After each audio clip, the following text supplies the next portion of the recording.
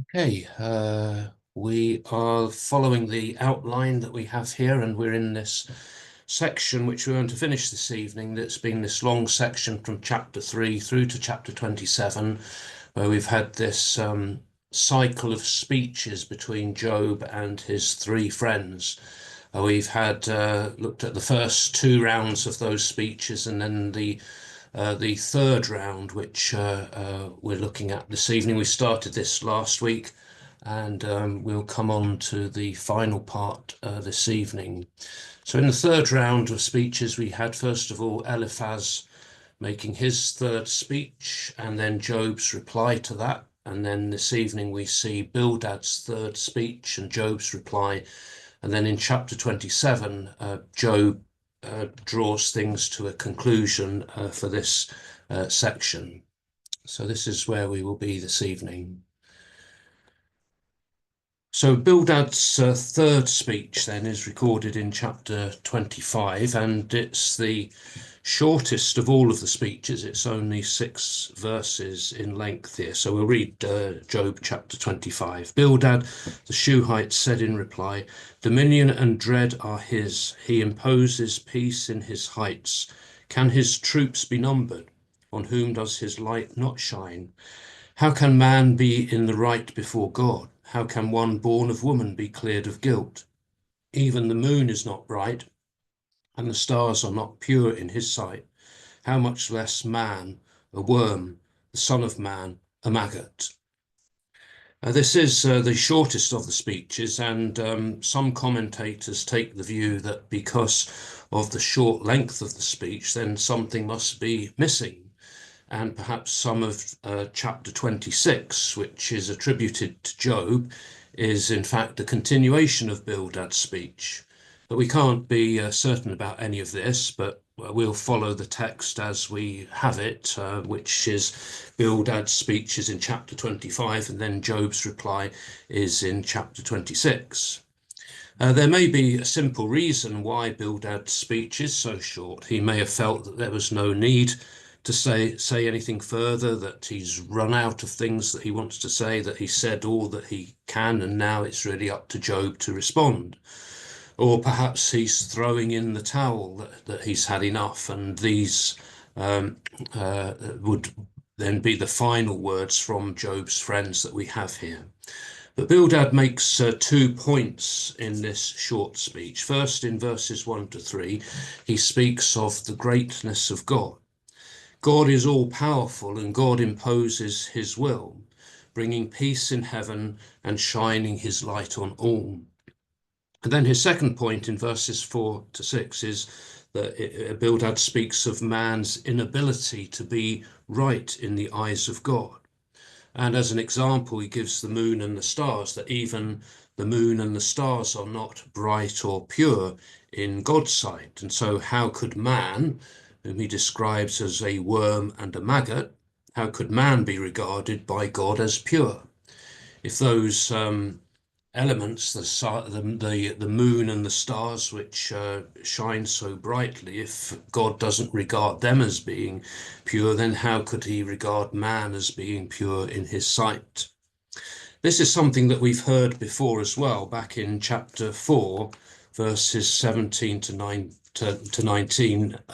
Eliphaz made this argument as well, using a different illustration, but it's the same point. And this is in the passage here, it's in the vision that Eliphaz claimed to have seen. He says this is visited by this spirit in the night who says, "Can mortals be acquitted by God? Can man be cleared by his maker? If he cannot trust his own servants and casts reproach on his angels, how much less those who dwell in houses of clay, whose origin is dust, who are crushed like the moth." So in that case, he's using the illustration of the angels, God's servants. If God can't regard his angels as being pure in his sight, then how much less those who dwell in houses of clay, referring to man there, whose origin is of dust. So Bildad is making the same point here, this point of comparison between something which is perhaps greater than man, something brighter, something purer. And if God cannot regard those things as being right in his eyes, then how could he possibly regard man as being right? And we see Bildad using that illustration of man as a worm or as a maggot, indicating the how little or how insignificant man may be. Bildad's argument here seems to be that the greater God is, then the less man can be right with him. And if this is the case, then Job would be wasting his time trying to get his case heard by God, because God's not going to pay any attention to him. God's not going to be bothered with someone as insignificant as a worm or a maggot. As with all of the other speeches of Job's friends here, Bildad may be saying some things that are true. There may be some truth in what he says, but again, the problem is making the application to Job's circumstances. It doesn't fit with Job's circumstances. God certainly is great and powerful, as Bildad has began by saying, but it doesn't then follow that man cannot become right with God. That seems to be where he slips up in his argument here. Well, Job makes his reply now in chapter 26. Again, it's a fairly short reply compared to some of the other replies that we've seen in the earlier speeches. So we'll read chapter 26 here. Then Job said in reply, "You would help without having the strength. You would deliver with arms that have no power. Without having the wisdom, you offer advice and freely give your counsel. To whom have you addressed words? Whose breath issued from you? The shades tremble beneath the waters and their denizens. Sheol is naked before him. Abaddon has no cover. He it is who stretched out Zaphon over chaos, who suspended earth over emptiness. He wrapped up the waters in his clouds, yet no cloud burst under their weight. He shuts off the view of his throne, spreading his cloud over it. He drew a boundary on the surface of the waters, at the extreme where light and darkness meet. The pillars of heaven tremble, astounded at his blast. By his power he stilled the sea. By his skill he struck down Rahab. By his wind the heavens were calmed. His hand pierced the elusive serpent. These are but glimpses of his rule, the mere whisper that we perceive of him. Who can absorb the thunder of his mighty deeds?" Job begins his reply to Bildad here with a series of sarcastic statements in verses 1 to 4. You who would help without having the strength, you would deliver with arms that have no power. Without having the wisdom, you offer advice and freely give your counsel. To whom have you addressed words? Whose breath issued from you? Job wants to know how Bildad can think that he has helped him when he does not have the strength or the power or the wisdom to do so. Bildad has freely given his counsel, but it has been useless. What or who does he think is the source of his wisdom? In verse 4 there, Job asks, whose breath issued from you? Or who do you think inspired you to say all of this? Then in verses 5 to 14, Job continues with this wonderful description of God's activities and God's power in relation to the creation. Again, there's a similar passage back in chapter 9, verses 4 to 10 as well.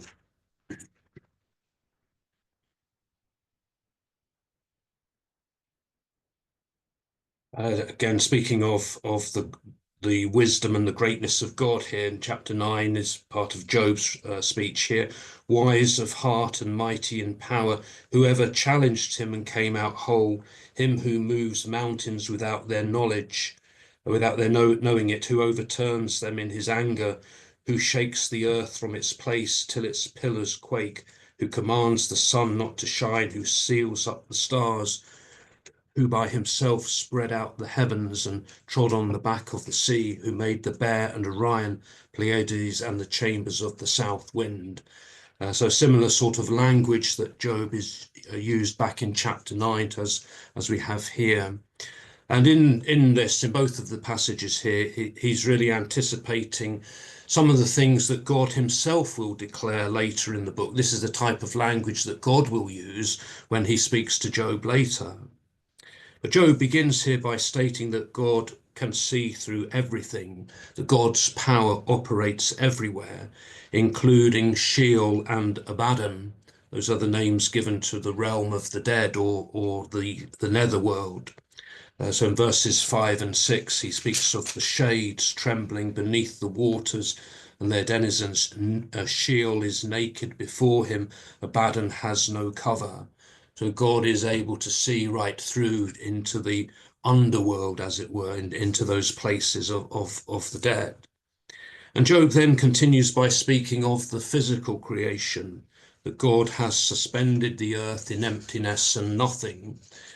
He has contained the waters in the clouds, and he says that the clouds don't burst under their weight. In verse 8, he wrapped up the waters in his clouds, yet no cloud burst under their weight.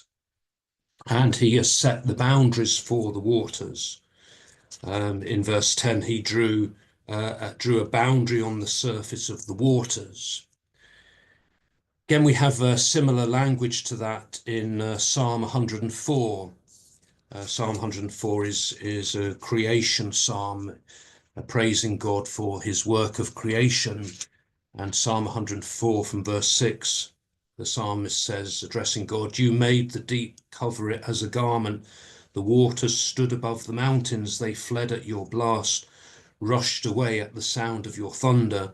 Mountains rising, valleys sinking to the place you established for them. You set bounds that they must not pass, so that they never again cover the earth."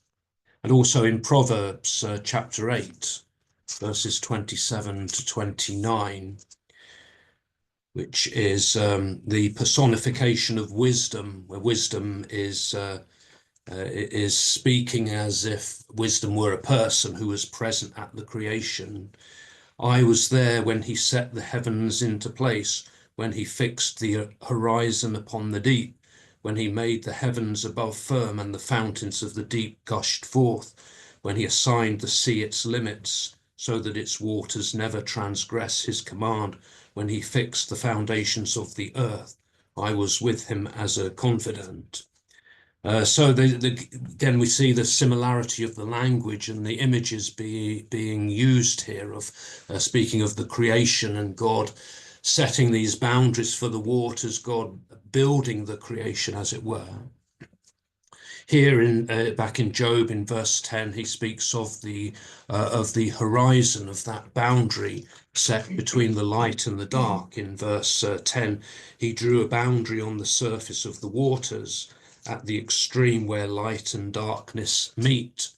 So imagine the sun setting. If you look out at sea on the horizon, see that line on the horizon, and the sun setting on that line. This is what Job is speaking of here. And then he speaks of the pillars of heaven trembling. So the heavens are pictured here as if they're being supported by pillars, held up by the pillars. And he stilled the sea. Job then says that God has struck down Rahab, and we've had this name before in the book as well, this name of this mythological creature of chaos, who symbolizes chaos and God bringing order where there had once been chaos. So God struck down Rahab and he pierced the fleeting serpent, we're told as well. In Isaiah chapter 27, verse 1 mentions this serpent as well. And it's named there as Leviathan, Isaiah chapter 27 and verse 1.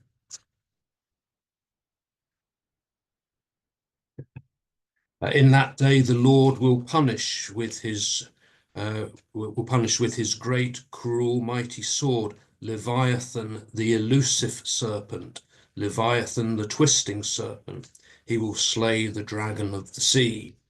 So again, both of these are Rahab and Leviathan, or that serpent, are these mythological creatures that symbolize that chaos, that God brings order to where there is chaos.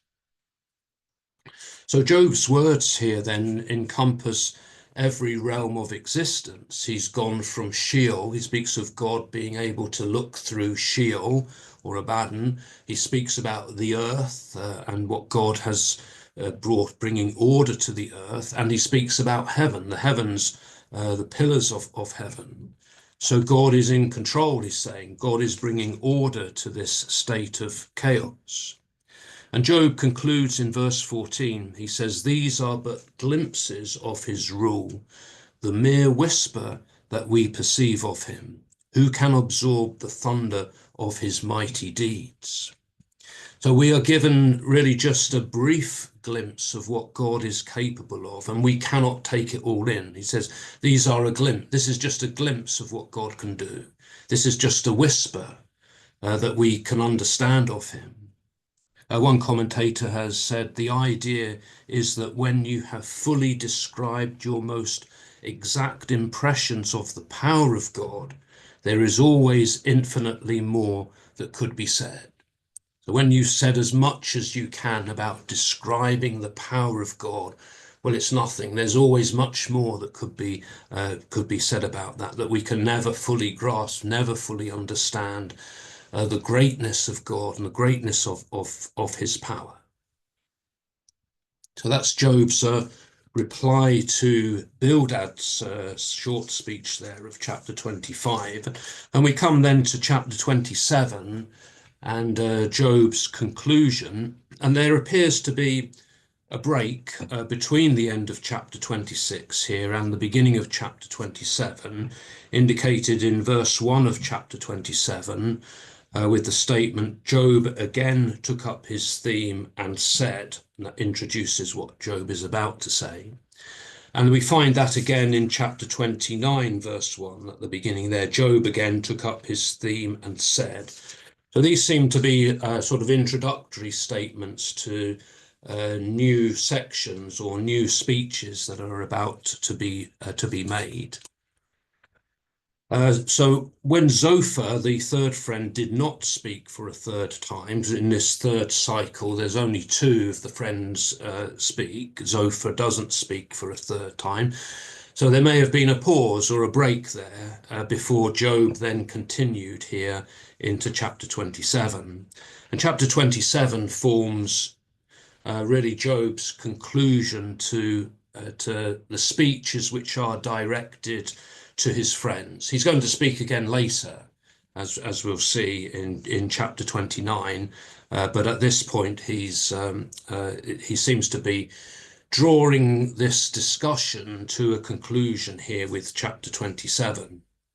So we'll read through chapter 27 here.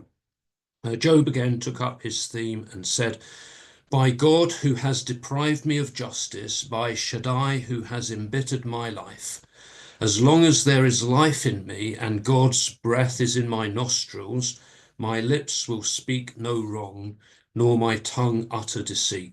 Far be it from me to say you are right. Until I die, I will maintain my integrity. I persist in my righteousness and will not yield. I shall be free of reproach as long as I live. May my enemy be as the wicked, my assailant as the wrongdoer. For what hope has the impious man when he is cut down, when God takes away his life? Will God hear his cry when trouble comes upon him, when he seeks the favor of Shaddai, calls upon God at all times? I will teach you what is in God's power, and what is with Shaddai I will not conceal. All of you have seen it, so why talk nonsense? This is the evil man's portion from God, the lot that the ruthless receive from Shaddai. Should he have many sons, they are marked for the sword. His descendants will never have their fill of bread. Those who survive him will be buried in a plague, and their widows will not weep. Should he pile up silver like dust, lay up clothing like dirt, He may lay it up, but the righteous will wear it, and the innocent will share the silver. The house he built is like a bird's nest, like the booth the watchman makes. He lies down, a rich man, with his wealth intact. When he opens his eyes, it is gone. Terror overtakes him like a flood. A storm wind makes off with him by night. The east wind carries him far away, and he is gone. It sweeps him from his place. Then it hurls itself at him without mercy. He tries to escape from its force. It claps its hands at him and whistles at him from its place.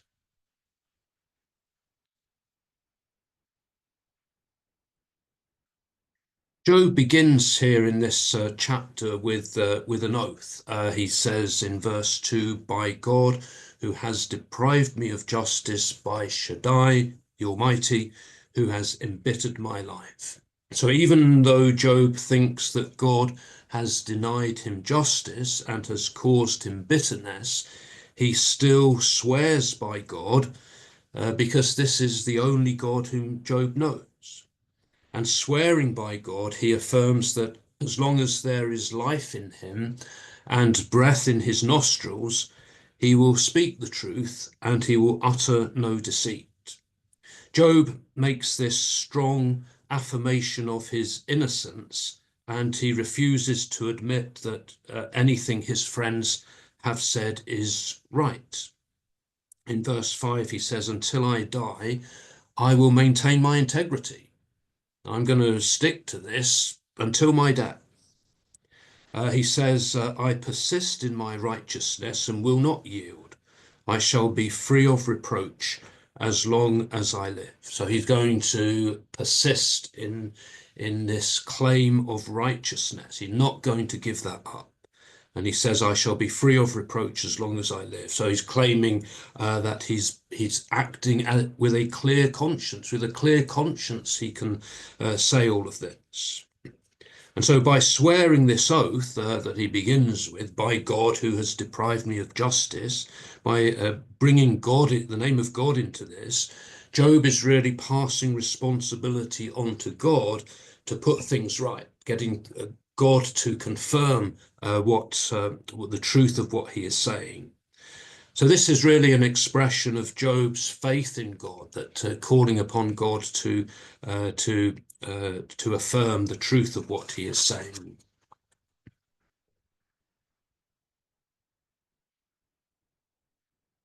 And in the second part of the chapter, verses 7 to 23, he goes on to talk about how God deals with the wicked justly. Some of the commentators have seen this passage as a contradiction of some of the things that Job has said earlier about the way in which the wicked prosper and they get away with things. So an example of that we see back in chapter 21 and verse 11. Speaking here of the wicked and how nothing bad happens to the wicked, and they have happy families. And verse 11, he says, "They let their infants run loose like sheep, and their children skip about." But here in chapter 27, verse 14, speaking of them, he says, should he have many sons, as the wicked, should he have many sons, they are marked for the sword.